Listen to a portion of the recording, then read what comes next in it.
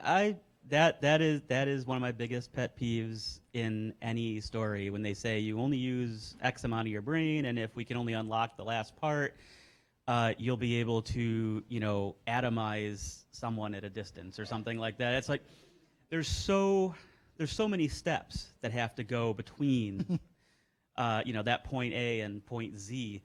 But yeah, that's a big one in my mind. I also, I know we were talking about this earlier. I also don't like it when, as James said, there's this rampant rampant crossbreeding, like you were talking about before. With aliens, human and alien. Yeah, not every space captain is going to go out and kirk the latest alien. Is that a verb now? Yeah, I invented it. To kirk. It's when a space captain goes out, finds an alien culture, and then proceeds to, get busy with German. the hottest alien species there. I don't know what to Picard someone would mean then, but it wouldn't be the same. I think that would mean like playing a game of chess or something. Yeah. I'm not sure, but it's that does bug me too. There are a lot of tropes in science fiction that are unfortunate. But just to quickly refer back, I mean, when something, when you have your mad scientist who goes too far and destroys the world or something like that, that can also be good for science, though, because that's a warning tale. We need the tales of saying, okay, if, we have to be careful of what we're doing, especially as we get, further and further into technology. I mean, there's the classic one is the gray goo theory of nanotechnology. You're familiar with this? Anyone not familiar with this? Basically, it's the concept that if we ever did create true nanotechnology, with just the simple function of it being able to convert other things into itself, and if something ever went wrong, if the limit, like some sort of limiter wasn't in place, it could essentially convert everything into itself, resulting in a planet that's basically a big ball of gray goo. And that's the gray goo scenario of apocalyptic science fiction. That one too. Yeah. And we need these warnings, as outlandish as they may be. Will dinosaurs run amok if we start, bringing back extinct species? Chaos theory says yes. Jeff Goldblum says. Michael Crichton says yes. Well, there you go. But probably not, because we have guns. I mean, they're just animals, right? But if you bring back a dinosaur and it's eating someone and you shoot it, I'll be very upset. I think. Well, if it's only one dinosaur and you shoot it, I'll be very upset. But if they're running amok, shoot a couple. Yeah.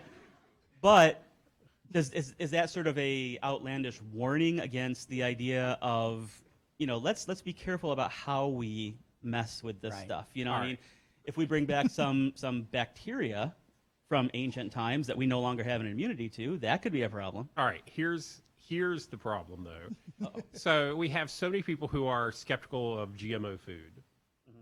Because they've heard they've heard all these science fictional tales about genetic engineering being a bad thing. We have people who are terrified of nuclear power.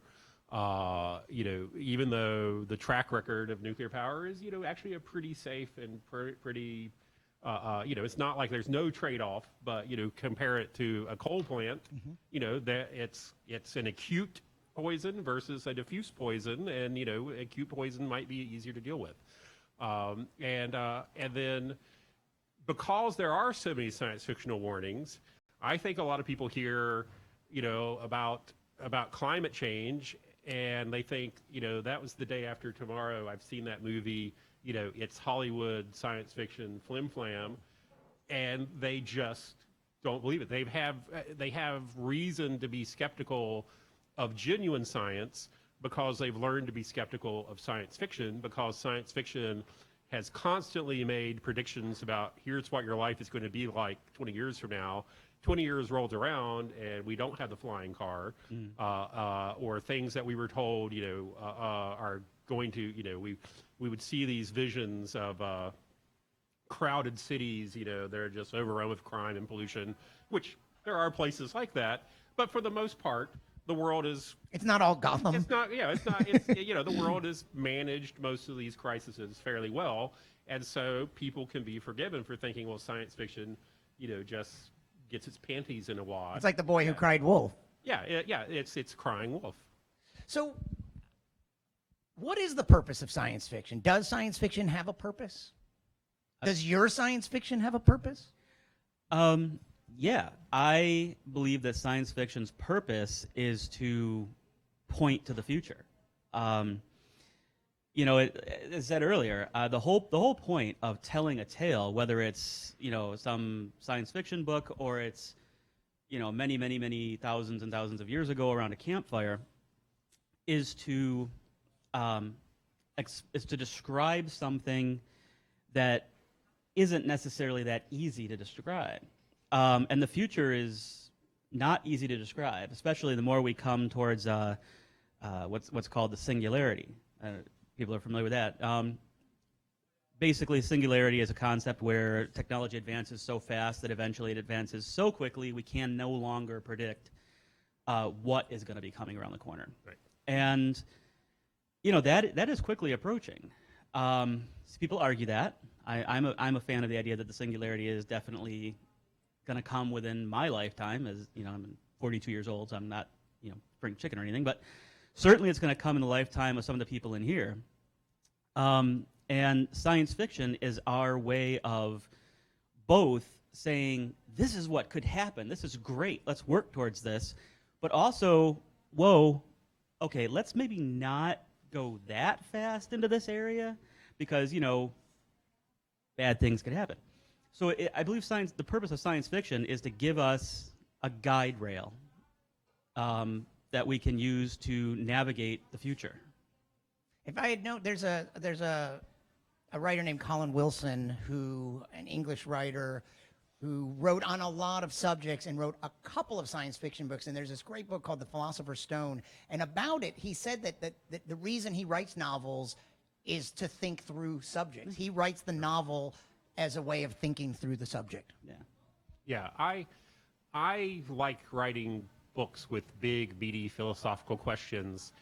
But like I just finished reading The Brothers Karamazov, and there is, a couple of hundred pages in the middle of the novel where they have this big discussion about whether or not there's a God and whether the universe requires the presence of a God for morality to exist.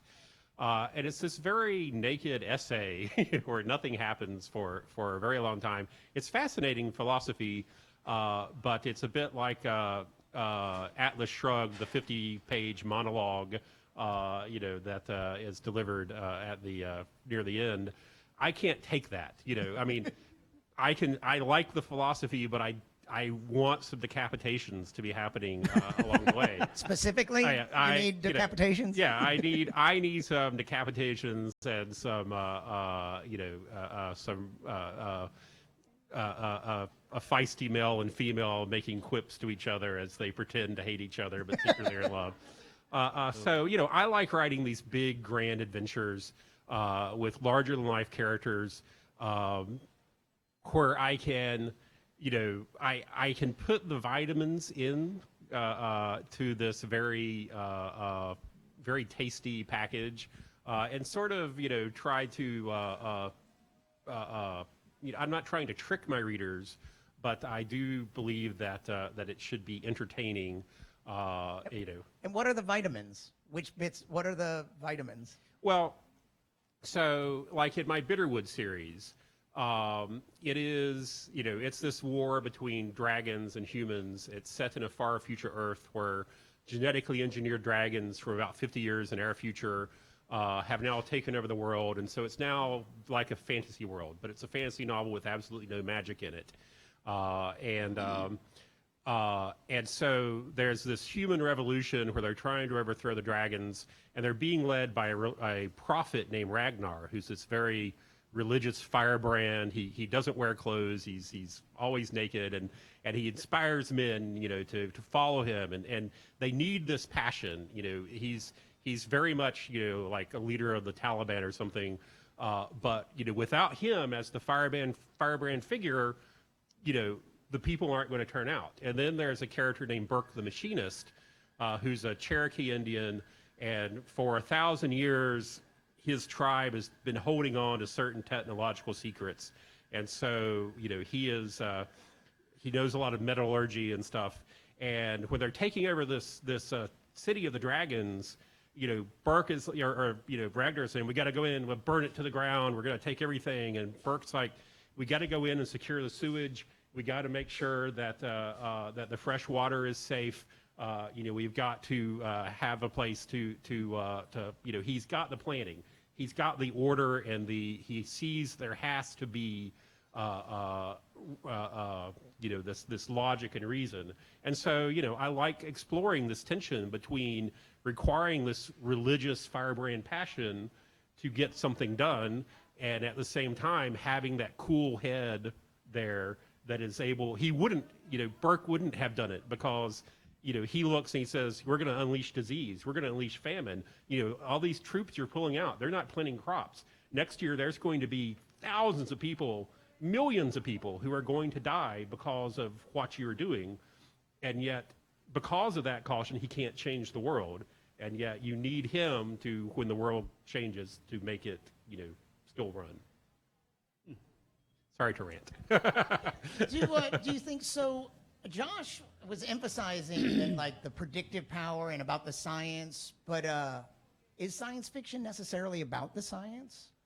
And does science fiction to be good or bad for science, does it matter if it has faster than light travel or time travel or sound effects in space in a movie?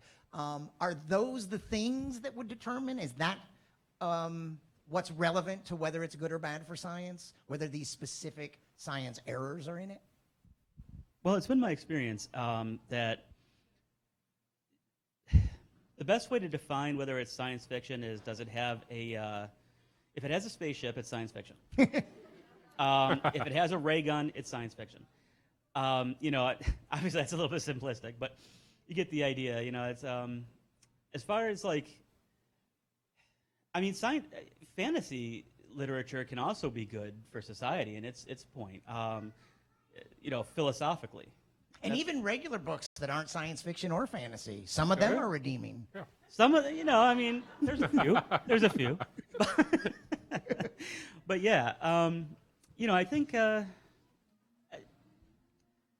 a hard one to answer, actually. Yeah, no, that was a tough question. But you know what it reminded me of? I mentioned this guy that, I don't know if anyone's heard of Charles Yu. Just a few years ago, a book called How to Live Safely in a Science Fictional Universe. And it's funny, but the thing is, I read it and it's like, it's really literature. And some of his publications, short stories, were in small literary magazines. And they're very odd. But so I read this book, and I remember I was talking to Annalee Newitz, who was the editor of IO9, and I said, I love this book, and I knew that IO9 and that she loved it. And I said, it's not really science fiction, it's like literature. And she goes, it's science fiction. And I was like, yeah, right. I mean, the main character is a time travel repairman. Therefore, it is science fiction. There you go. You know, if your main character is a time travel machine repairman, you might be reading science fiction. It's like a Jeff Foxworthy joke. But it wasn't just that. It was really about a man's search for his father, but it was just steeped in science fiction tropes and stuff. But Yeah, but science fiction has this pulpy label, and so you'll have writers like Margaret Atwood who are plainly writing science fiction who will, you know, But just don't want swear the off label, the label. yeah. Even, you know, Michael Crichton, as overtly science fiction as he is, his works are marketed as thrillers. You know, he is not marketed as a science fiction writer. You don't find his books in the science fiction section. You know, so the dream of most science fiction writers is to not be called a science fiction writer. Right. Yeah, in fact, Philip K. Dick, who I already told you guys I really loved, he wrote in the 50s, early on, 5 mainstream novels, and he could not get a publisher for them. He was publishing science fiction, and he just wanted one of his novels to get published. And most of them weren't published until after he died. The first the first novel I wrote was a literary meaning of life novel with no science fictional elements, and it was pretty dreadful. And I just and a friend of mine read it. A lot of friends of mine read it and were like, oh, this is pretty good. And finally I had a friend who read it and says, this is like you've never read a novel before. And he says, you love science fiction, we play D&D. Why are you, writing this stuff? Write what you love. And so that was where I was like, I can actually see, selling some of my science fiction ideas. But my literary education in college, I had definitely been in an English department that frowned upon the speculative fiction and were encouraging me to head for the Martin Amis and more literary figures of the time. Yeah. It's been a lot like science fiction. It's interesting that it seems so popular now when it was pulpy. A lot of, like in Philip K. Dick's writing, like books often only came out as paperbacks. They didn't come out as hardbacks. There was no respect for it. And now we're in a world where if you can define respect as money given to you to option your book for a movie, they're highly respected.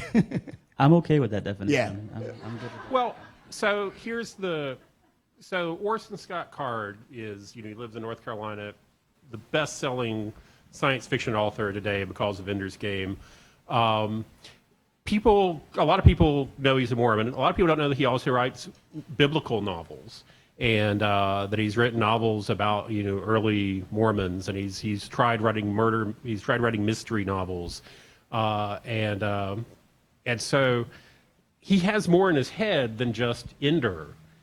But once publishers get a taste of, oh, we'll sell millions of copies if you put out an Ender book, they just the people don't follow you into the other things. And so I think a lot of people, a lot of science fiction authors don't want to get pigeonholed. They feel like the actor who doesn't want to get put in there. Now I personally would love to get pigeonholed, if I ever had, something as strong as Ender. It's like, all right, I'll write another 12 novels. I've been fortunate enough not to be that successful, so I still have the freedom to.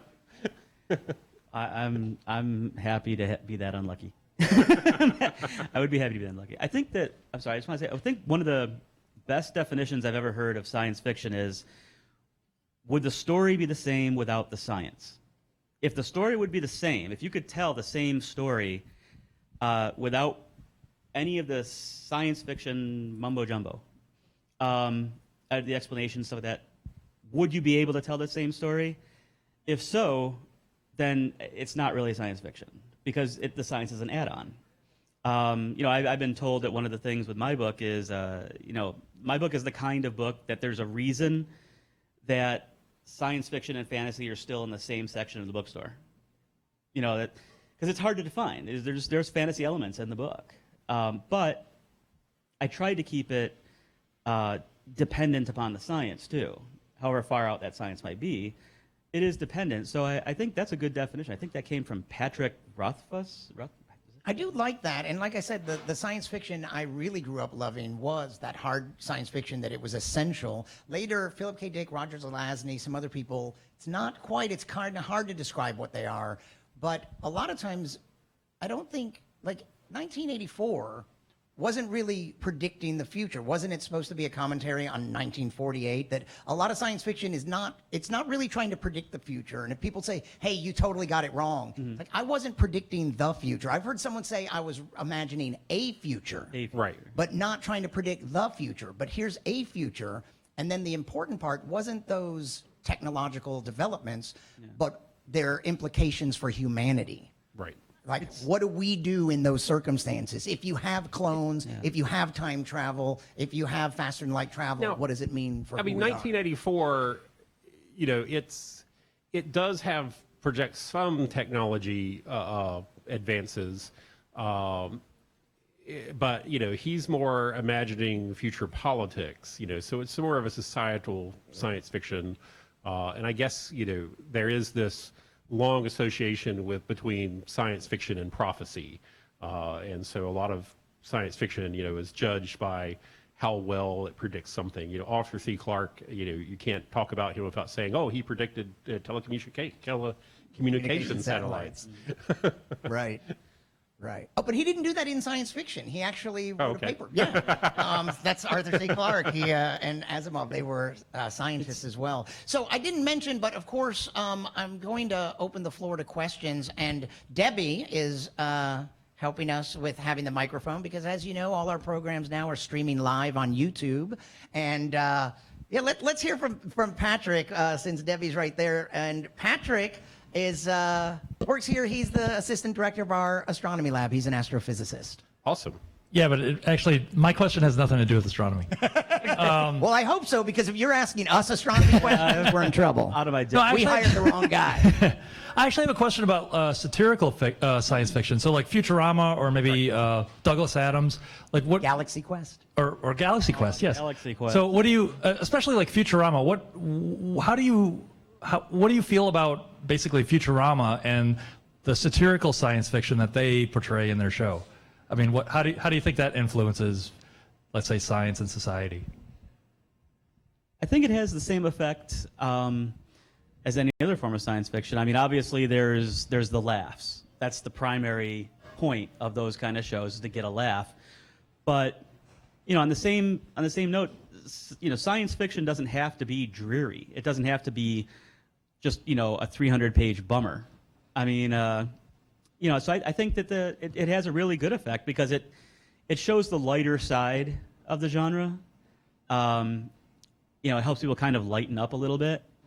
And while it may not necessarily, we may not necessarily have, bending robots in the future, though, well, maybe not now. We probably have a long do. time, yeah. Probably have for a long time. But, They may not be humanoid in and- form. They'll smoke and drink. well, I was thinking more of the anthropomorphic, Yeah. drunk, Right.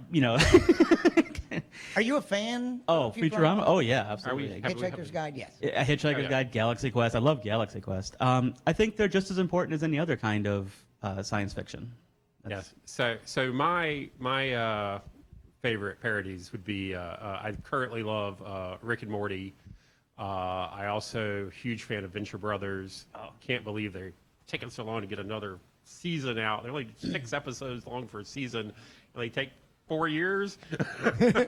Where's the work ethic gone? And then I haven't decided whether Adventure Time is science fiction or not. There's a lot of magic in it, but it's set on a post-apocalyptic Earth, and they can throw some interesting sci-fi concepts in there. So Yeah, and I'm a fan. Yeah, go ahead and. Can you tell us if you both have, tell us a little bit about your academic, or do you have a science Any kind of background? science background. And is this a day job yet? My answer is the quickest. No. I don't have any science background. I like to tinker. I come strictly from the writing aspect of things. The science fiction fan aspect. But no, I don't actually have any credentials to speak of. I kind of like that because it leaves me a lot more freedom to write what I want to read, as opposed to writing based on, some strict guideline of rules within my craft. In answer to your question, no, I don't have any scientific background to speak of. It is. It's my full-time job, which does not mean it's making a full-time income. in other words, you're unemployed. I have autism, Asperger's. Okay. So holding a regular job is very difficult for me, which is why I like writing a lot, because I can just immerse myself in my world, and I can write when I'm able to write. And, I still get to interact with great people, but usually on a much more limited scale than 8 to 9 hours a day. So that it really suits me very well. That's pretty much my background. I don't have any formal scientific credentials. I'm just a big old nerd, who just reads the Stephen Gould and Carl Sagan and every issue of National Geographic. And so I like the amateur sciences, but I also I I'm a big fan of the eras when science didn't require a degree, when science was the domain of the individual, who will go out in the backyard with a telescope to find comets, which still still happens. I think that if anything, I have total respect for people with degrees, and we need more of them. I do like the notion that anybody with an interest in science can be a science. As far as I'm now have 10 novels out and have published god awful number of short stories. And whenever I started writing, my threshold of the income I would need to quit, I have passed that many times, and I keep looking and I think, well, I would need this much to quit.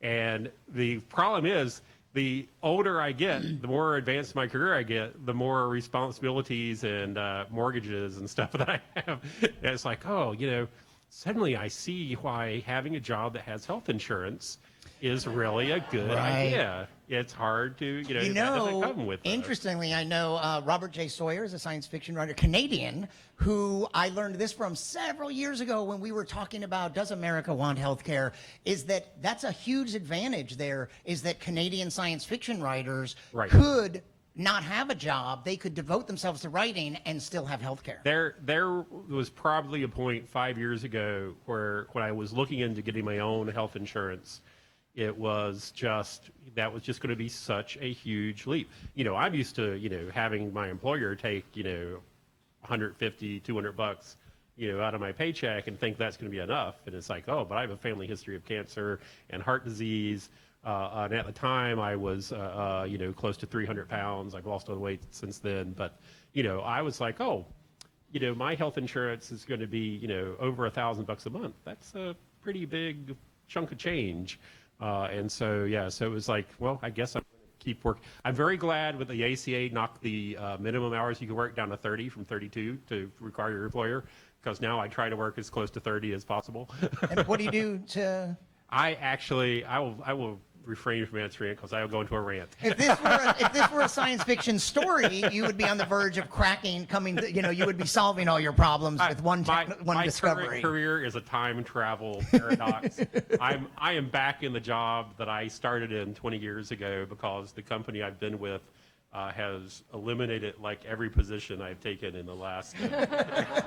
Technology has done me in. I keep taking jobs and I think, well, this job will never be outsourced. Typewriters will be around forever.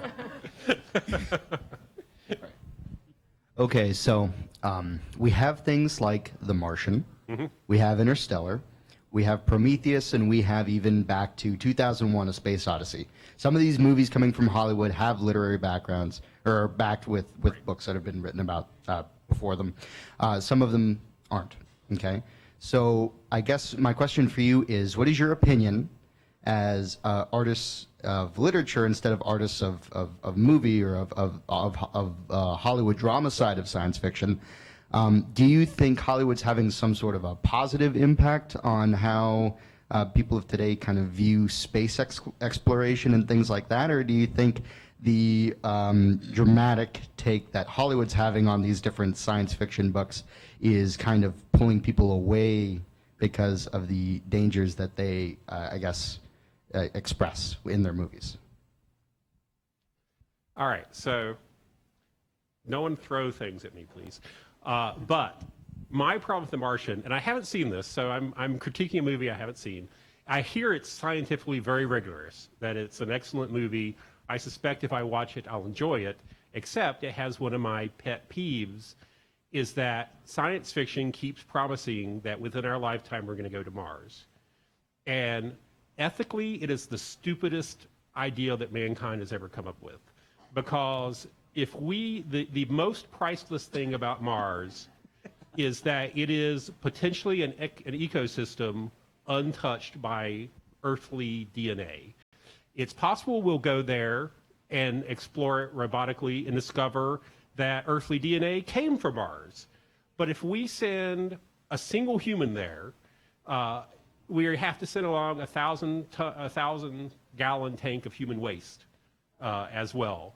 And if that broke up a mile above the planet before it landed, it would spread a 10-mile smear of excrement that we picked up by the wind, and we would never get another clean sample from anywhere on that planet that we could trust.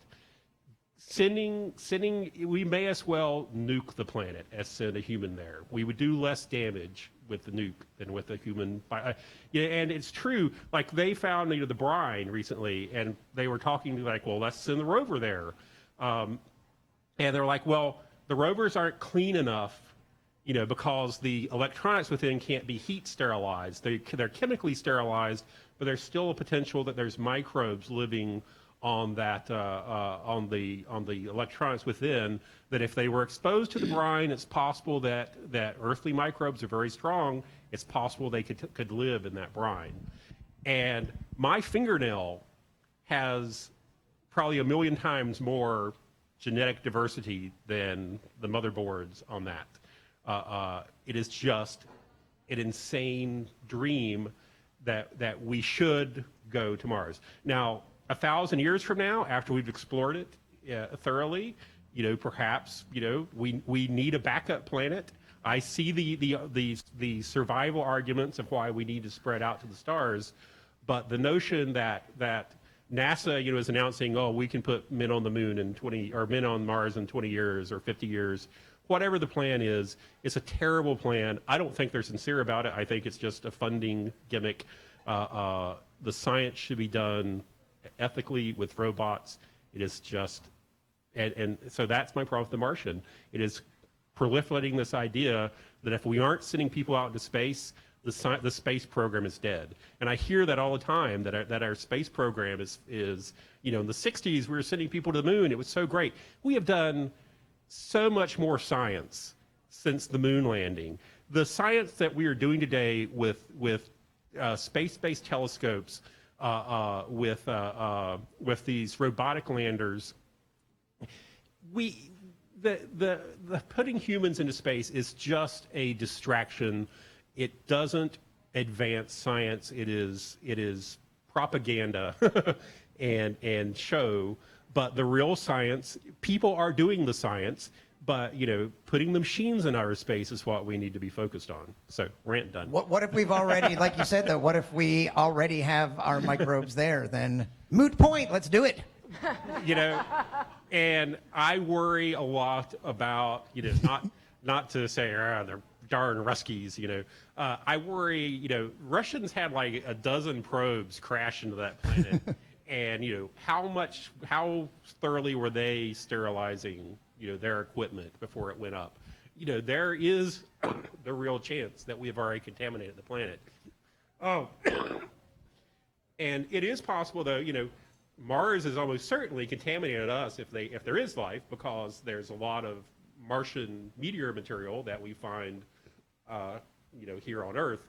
But I don't know if it's been determined that meteors can escape. Meteor impacts will drive earthly rocks off to where they would land. If you don't know, there are bits of Mars that have fallen to Earth. Something smashes into Mars, and it's accelerated to such a speed it escapes Mars's gravity. It's in space for thousands, tens of thousands, millions of years, and then it crosses the path of the Earth, and it falls as a meteorite to Earth. That's happened, but it would be harder to knock something off Earth because just stronger gravity here. Yeah. I actually have exactly the opposite opinion. You want to set up a hot dog stand on Mars? I want to get there as soon as possible. I want to be one of the people to go. I think that the movies, whether the science is necessarily good or bad in the movies, I think that anything that promotes the rapid advancement of our technology, whether or not it is, maybe, I grant you, going to Mars does have minimal practical value right now. Sort of a manned mission, but there is something to be said for sexy science. The idea that something will drive an entire generation or more of people to get those advanced degrees, to suffer through all that schooling, you know, and invent the ways to get there. Yeah, I would love to have a condo on Mars, actually. The billions of dollars that would be spent on trying to put a human colony on Phobos. Let's say we're going to do it ethically and we're just going to go to their moon. You know, there is a finite amount of resources that governments are going to spend on science. And, you know, the money they could be spending on putting people into outer space is money that could be spent, you know, exploring it through other methods. There are telescopes that need to be built, you know, that are planned, that, you know, you can put, for the cost of one manned mission, you could probably put up 100 really advanced telescopes. So, you know, it's all. Yeah. We have a question right here. So I'm not a science fiction reader, Okay. so maybe this is a question for the sake of people who aren't Outweigh. familiar with the genre. Sorry? Out.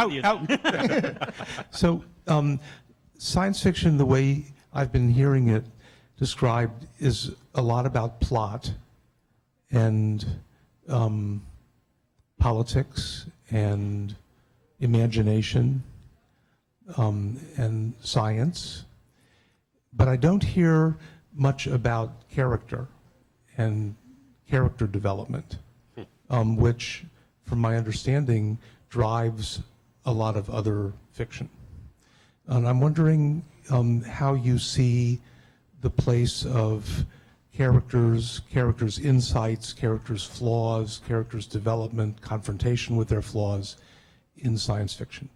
Yeah, let me say that just before we started the program, we were getting to know each other and talking. And as an example, James mentioned that he just started reading some H.G. Wells. And what was the first one you read? Was The Time Traveler, where there is no character.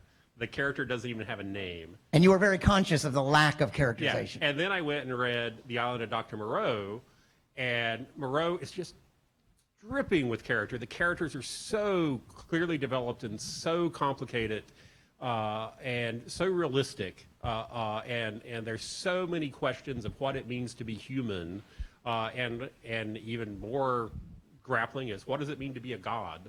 You know, because, you know, Moreau is the god to these animal men, and so there's just, you know, all these great ethical questions to be explored. The animal men are drawn, you know, with very, you know, distinct personalities. My books are mostly character driven.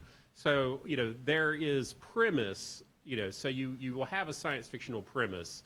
And there are, like, Asimov could write a novel about a single scientific, you know, just to demonstrate a single scientific principle.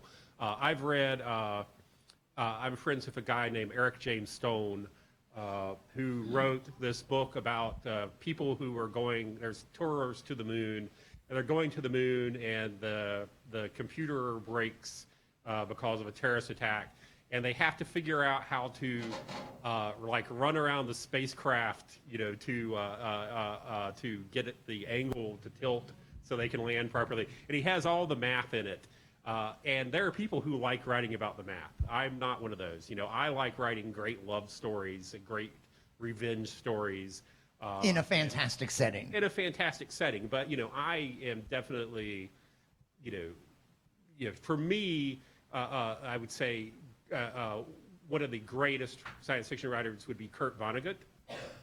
If you've ever read Slaughterhouse-Five, you know, that, you know, there's few books that are going to rival the characters or the character development in that, or in the literary style in it. So science fiction is certainly capable of delivering great character and great style, but it does have that it also has that engineering strain, and I don't mean that, you know, I'm friends with engineers. I respect that sort of fiction, but I do think that you know, that there are some stories that are more math problems being solved than they are actual stories. Excuse me. You know, I also tried to make my book very character-driven.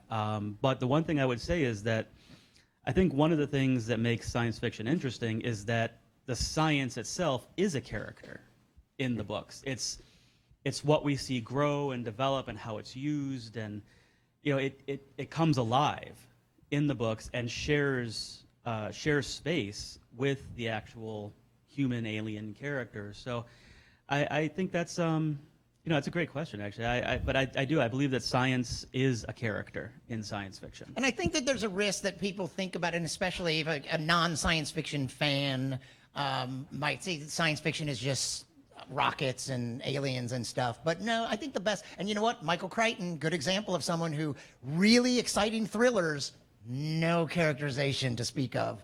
And in fact, Jurassic Park, in the book, there's not even a love story that they invented for the movie. But you know what? It works because it all happens in a couple days, and it's just some exciting things that happen. And it's maybe enough for that. But really, the best science fiction is great. Philip K. Dick, on the other hand, where it's not about the science, it is purely about his characters in these unbelievably fantastic situations, but he's always exploring what it means to be human and what is sanity. reality. What is real. Very interesting, yeah. But there's characterization there too. Maybe we just haven't been emphasizing it. So do you think that a theory like the Futurama theory can be only represented in a quote unquote like make-believe universe, or can it be correctly represented in like a realistic universe? What do you mean the Futurama theory? It was a theory created by one of the writers of Futurama to explain that if the heads get mixed up between two people, somebody with the correct head can always put the heads correctly back. So this is about they have all these old, like, I don't know, saved heads that are kept alive. That Through history and I will say that so science fiction presents a lot of theories that don't hold up in the real world. The theory that we are all going to want flying cars. It turns out friction is really a great benefit, a great friend of mankind. But science fiction also, I think I see science fiction quite frequently underestimating human cleverness. So it's not just science fictional that there's always going to be someone who can figure out how to put the heads back together. In the real world, I do see, like, if you go back not to science fiction in the 70s, but to actual scientists in the 70s who are predicting we're going to run out of oil, we're going to run out of precious metals, we're going to run out of food, and they don't anticipate that, clever people are going to come along and we're going to figure out how to make more food, and we're going to figure out, we're actually going to reach a point where women will be liberated enough that they aren't going to be producing, 10 kids every now and then. Now we'll actually have stabilizing and even declining populations. So I think science fiction is bad. It can celebrate human cleverness, but then it doesn't seem to have faith that human cleverness can come along and solve a lot of our problems. Yeah, interesting. You know what that made me think of is that there was a Larry Niven novel where sometimes it's really fun the way science fiction writers try to explain the reason something is a certain way. For instance, there's an alien in a spaceship traveling very fast, and the ship he's headed to this, and it's a long time ago, and there's a solar system with 8 planets, and he's in a stasis suit, and he's going to have himself hit that 3rd planet, that watery blue planet, and he's going to have his ship hit the 8th planet, and he'll go retrieve the ship later. Well, the ship instead hits a moon of the 8th planet, knocks it out of orbit, and that's Pluto, and that's the explanation for why Pluto has such a weird orbit, is that it was a moon of Neptune and it got knocked out. And so that's just the thing that you go, oh, and like science fiction writers are like, that's so cool. Like, it's not even related to the story in a way. And you're just like, he's just explained why Pluto has its weird eccentric orbit. Right. The world of Patavs, an unpronounceable word, P-T-A-V-V-S, by Larry Niven. Yes? No? Oh, you're just standing there. Do we have another question? Yes, I was just wondering how much research you do before you start writing. If you do any research, or it just all comes from your imagination. Like into Your some, like imagination. specifically science research Right, because they're some taking on science something? to, you know, to start a base on, to build up to, for your imagination. I've done a lifetime of research. So the books I'm writing today are books I was researching when I was 7 years old. And, you know, so whenever I wrote Bitterwood, which is my science fiction fantasy novel with the genetically engineered dragons, I didn't have to go do a lot of research specifically for that book because I already knew that the Quetzalcoatlus was the largest pterosaur ever to fly, and it had a 40-foot wingspan. So I knew I could plausibly make a dinosaur with a 40-foot, or a dragon with a 40-foot wingspan, and argue that yes, it could fly on Earth. And And if you put it on a planet with lower gravity, something even bigger could fly. So, well, I when I realized, you know, that my dragons were intelligent, you know, one of the things that you constantly see dragons are sitting on these big hordes of gold and stuff, you know, but then they're fighting the adventurers at them with tooth and claws. You know, my dragons, when they fight, they fly above people with spears and drop spears down because that's the easy way of killing them. My dragons don't breathe fire because no earthly vertebrate has ever developed fire breathing. I didn't have a genetic toolkit to give them that. They're also quadrupedal, or I guess they're bipedal, but they don't have, like the traditional fantasy dragon is a hexapod. It has 4 legs and then 2 wings, and that's just not something that the genetic toolkit of earthly organisms will give you. So I had to have mine be more of the pterodactyl style, where they have, or a giant crane style, where they have legs and they have wings, but then they have like hands in the middle of their wings, like the pterodactyls did. So I didn't get the idea for the book and then sit down and go research these dinosaurs.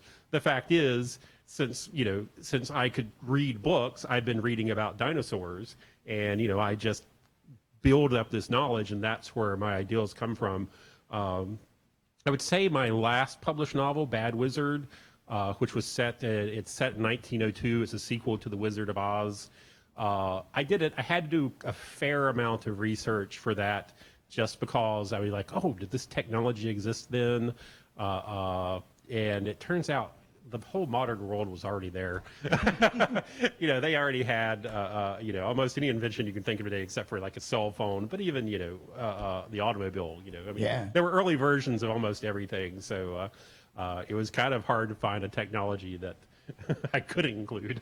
And Josh, is this some stuff that was brewing in your head for a long time? Did you, and either whether it was or wasn't, did you have to do some research into certain areas?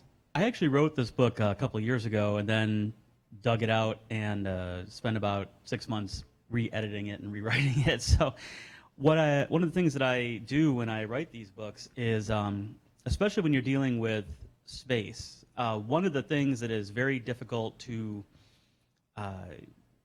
mentally encompass is just how big space actually is. We don't have any real frame of reference for it in our daily lives. And so my primary research was to make sure that when I said it took, you know, this long to get to this planet at this speed, I wasn't making some blaring error. But other than that, you know, as far as, except for just trying to get the numbers right, you know, I try not to let the research bog me down too much, because it is fiction. The only thing I try to research are the things that would entirely disrupt somebody's enjoyment of the book. You know, I don't say it took, you know, 10 minutes to get from Earth to Mars because it can't. You know, and I try to calculate how long would it really take, and it helps to increase the just the general enjoyment for the reader. That's what I look at when I research something. Okay. A question back there. And you know what? Before you ask it, I'm gonna see. I wonder if some people would like to offer up after this next question some things that you've encountered in science fiction that irritate you.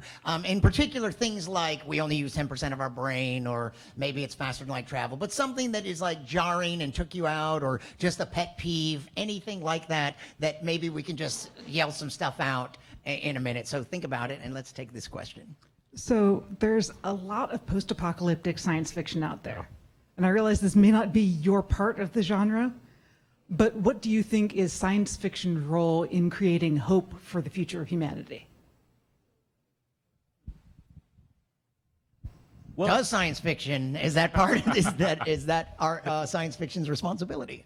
Well, I think that the most hopeful thing in the science fiction genre is that we can see that, you know, really anything is possible. We can read stories of times when disease is eliminated with a pill, or we can read about futures like in the Star Trek universe, where the Earth has become unified, not by force necessarily, not because one nation took over, but because there was this possibility of doing these miraculous things through technology, like eliminating the need for money, for greed. You know, I know it's far future tech, obviously, but the what do they call it? The it makes everything. The replicator. Yeah. Replicator. Yes. Oh yeah. You know- The term post-scarcity. Yeah. But have you noticed that 90% of the characters you encounter in Star Trek are wearing uniforms? You know, that, you know, there's this kind of North Korea vibe to Star Trek that. And you know what? Not only that. So yeah, we have this beautiful, united, peaceful. But every episode, Kirk gets into a fist fight with someone, Yeah. and they have phasers and photon torpedoes, but it's always a fist fight. Just dismantle my childhood, why don't you? I gotta tell you, it's mine too. I mean, I love it, and I'm capable of. Next you'll be talking about the Ferengi, you know. I think that I'm despite my most successful series, the Bitterwood series, being a dystopian future, I'm not a huge fan of dystopian novels. But they sell, you know, and that's the reality of it. You know, I see teenagers in the room, so this will be a controversial statement, but I think that teenagers drive a lot of book purchases, and for some reason, it seems like they have this giant appetite that they're living in a time when things are about to go terribly, terribly wrong.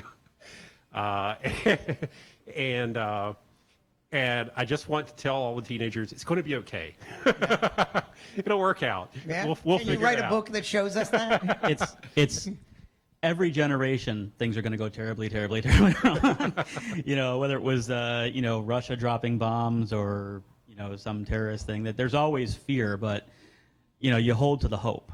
And, Yeah. you know, strictly from a literary point of view, you know, it's hard to create the drama if you're in a world where everything is going right. You know, it's fun to have the evil empire.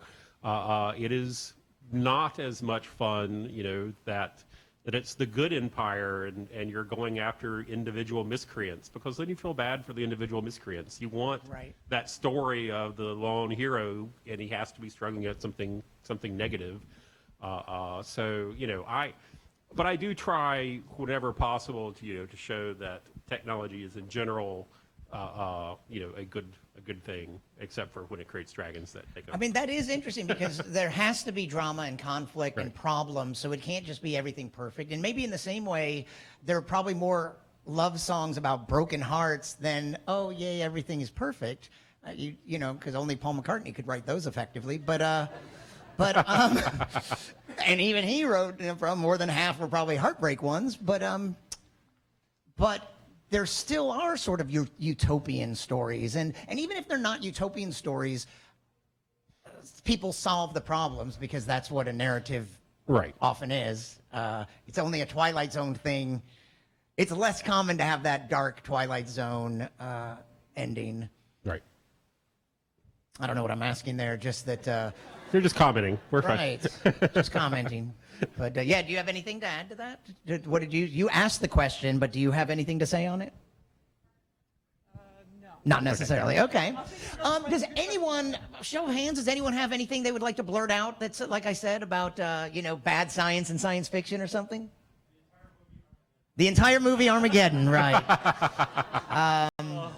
That's the one with Bruce Willis and the comment? Yeah. Okay. As Neil deGrasse Tyson said, Deep Impact had some good science in it. And in fact, in Deep Impact, there's an asteroid coming. So what we're going to do, we blow it up, right? And what happens is it splits into several that still Right. hit the Earth. But the big one big one doesn't, but multiple ones do. And that's really a little more, but they survive, but it is more realistic. Armageddon, nothing. Okay, anyone else? Yes.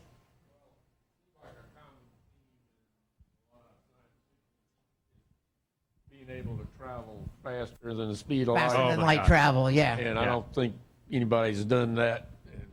Probably never will. Not recently, no. And Our space program since the, yeah. the real problem is that most people just can't even conceive. Is like when you say 150 million light years, that's a long Yeah. distance. Well, Right. even the nearest star, it's only a little over 4 light years away. Will Yeah. we ever get there? Who knows? Oh, ever is a long time. It is. Yeah, but will we get there? That is not. Will we not ever get likely. there short of a generation ship, a ship that carries multiple generations, because that's how long it takes to get somewhere?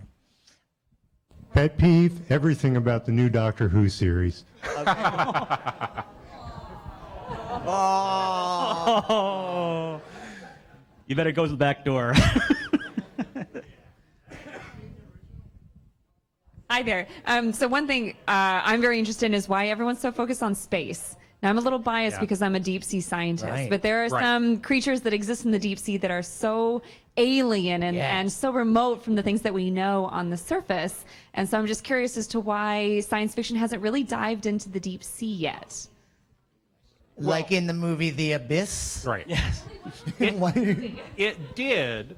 Yeah, there was a time when in the 1970s you had quite a bit of science fictional, we're going to build cities under the sea. And but I think that one of the problems was under the sea is actually kind of gray and gloomy for quite a bit of it. And it turns out the things that you can find under the sea, you can also find here a lot, find on the land a lot easier with a lot less effort and with an environment that isn't trying as hard to kill you.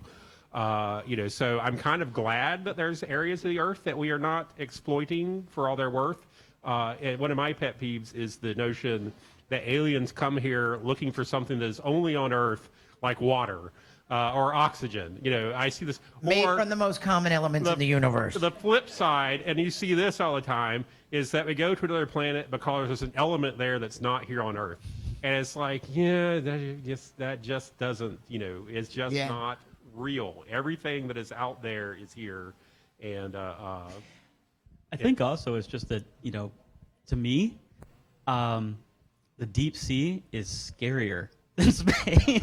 But that's good. That's a reason to put stories there. 20,000 Leagues Under the Sea. But you know what? I think maybe a lot of the golden age of science fiction, when it was like in the 40s and 50s and 60s, Well- was also the beginning of the space age. And it's no surprise that there were like thoughts of aliens and space travel and all. And but I think, if you're not well versed in science fiction, I think there's now a lot of stuff about biotech or other subjects and get explored. Again, one of the foundations of science fiction would be 20,000 Leagues Under the Sea. I think the problem is it's kind of like the moon. We went there, done that. Yeah. Yeah, you do need mystery, so it's got to be like, or I don't know. But yes. Why are there like 7 billion ways to do time travel? Because there's not one way. Everyone tries to come up with their own. Other than the way we're doing it right now. Yeah. Or, traveling extremely fast, at some fraction of the speed of light. But because it isn't a plausible technology, you're free to make up. Right, there isn't whatever one bad- right answer. Yeah. So we can all make up answers. Yeah. That's one of those farthest future. Do you not technology. like time travel stories? I personally think anytime you add time travel into a story, you effectively ruin the story because, like in Star Trek, first time they willfully time traveled by, was it slingshotting around the sun? But the first time they did that, it always makes you wonder, okay, well, why don't they just do that to solve every problem? Right.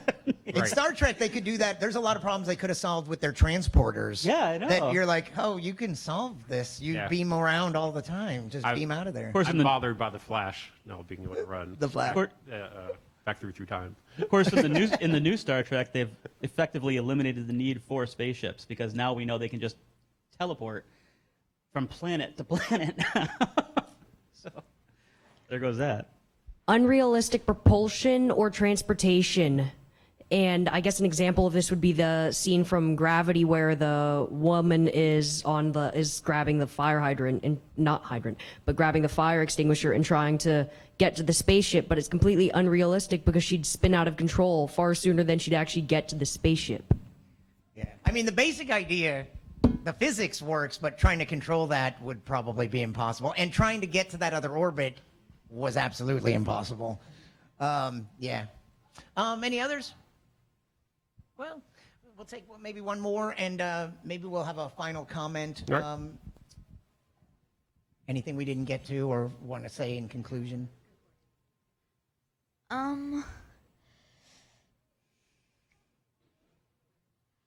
About the dragons, couldn't you make them more insect-like? Why do you ask that? Yeah. Why would you want them more insect-like? Because insects, they're really small, and they have 6 legs and 4 wings. Right. So maybe you could have borrowed some genes. Well, here's the problem with insects, though, is that their exoskeletons, you run into a mass problem that once you get insects above a certain size, they can't stand under their own weight. And that's also true, that's